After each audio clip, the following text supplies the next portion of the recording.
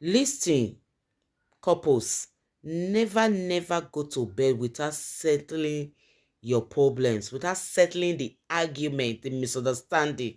If you go to bed without settling your quarrel with your partner, you are destroying it. Marriage that will be peaceful require a lot of forgiveness. You must learn to tolerate. You must learn to communicate. If you refuse to communicate misunderstanding in your marriage, it will lead to a very disaster. Marriage is a home of peace. Who is the peace? You, the wife, you, the husband. When you learn to forgive each other, when you learn to ignore some certain things and talk about that thing, you will enjoy your marriage. When you learn to ignore what will make that home be a homeless, when you learn to deal with it with wisdom, with understanding, you will know that marriage is a home, is a peaceful place. You have the ability, madam, oga, to make peace in your home. You have the ability to ignore some certain things and talk about that thing. My husband is doing this. My wife is doing this. This is not right. Oh, honey, we need to talk. Put peace. Talk about it. That's why communication is very important in marriage. Communication is that is, communication have a better role to play in your marriage. Ignoring your wife, ignoring your husband, who are the ones suffering it? Your children. The children the both of you bring to life are the ones suffering the misunderstanding the both of you are turning to home. That is Zoom. Home of a Zoom. Your children are the ones suffering it. You cannot see a mother be happy with the husband. You cannot see husband be happy with the wife. Why? Because they lack communications. They lack forgiveness. They lack so many peaceful things in marriage. How long are you going to continue?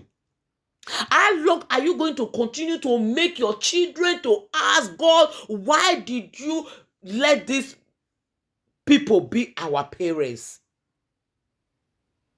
There are so many things that needs to deal with understanding, with wisdom.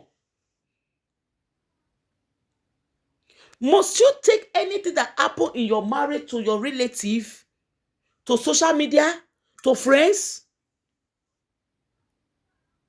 A lot of you are the one who invited ants to your fire wound. You invited a lot of evil hand, to oppress your marriage. You invited a lot of evil mouths to speak in your marriage.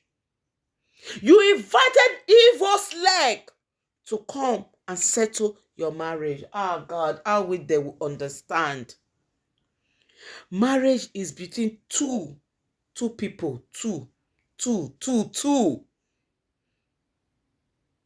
But right now, marriage becomes with community. How long are couples going to realize, to understand themselves, to know that marriage determines communication, forgiveness, tolerance? But when I say forgiveness, I didn't mean when your woman wake up one morning and said the children he has for you belongs to another man, that you have been training the children for years, that for you to forgive. So, oh, I forgive you, no problem, let's continue. Oga, run. That's it. Or you catch your wife with another man. I know some of you will say, what about the men that are cheating? It goes like this. For some of you who don't understand, I don't know about other Africans, but in Nigeria, when a woman fornicates, a married woman that the bride price is being paid on her head, sleep with another man, is a very big taboo. It can kill the man and their first child. Yes, that is what I grew up to meet. I cannot say because of Christianity, I should ignore tradition. I am too small to talk about tradition must change. I grew to meet tradition, so it's there already. But for the men, it doesn't. They can sleep with many women as they want. It does not affect their wife. It does not affect their children. But when the women cheat on their husband, it will still affect the man.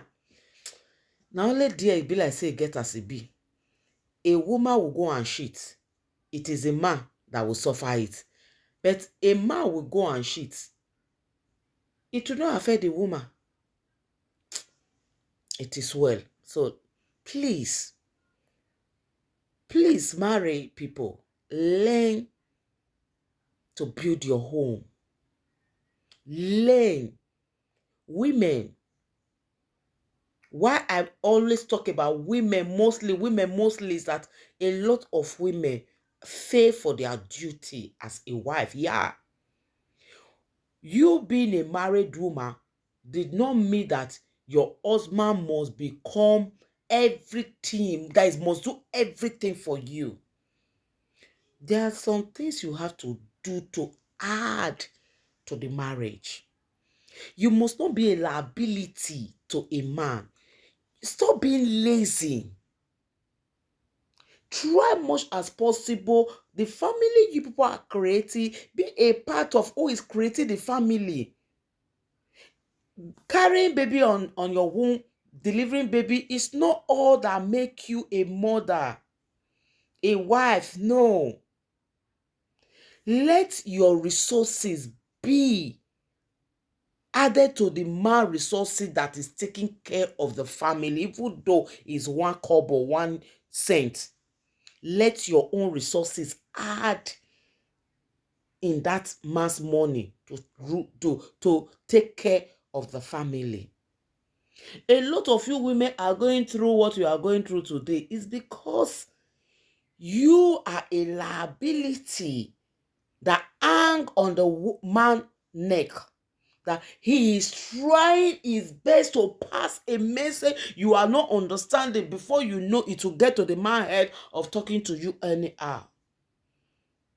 You don't expect the man to respect you when you as a woman are not respecting yourself. Do something to respect yourself. You earn respect, you don't demand respect. You are a full housewife. I am a full housewife. My journey, my husband, to take care of the family we create has never one day give me the right to supersede his authority or his control. I'm happy that who I was when I was still when I was not married is not who I am today. My husband control me, correct me, let me know the right thing to do, has really brought out the good woman in me today. So if your husband is controlling you, be happy. But the difference from mine, my husband control me with respect because I am not a liability to him. I am not a useless woman to him. If he has to bring 10 euro to take care of the house, I as a woman must surely add my own 1 euro to it. No man will not be happy when his wife is supporting the family the both of them are creating. So, madam, when you want respect, respect yourself so that the man can respect you in a return. To Cram all. Marriage is a beautiful place. Two of you need to respect each other, learn each other.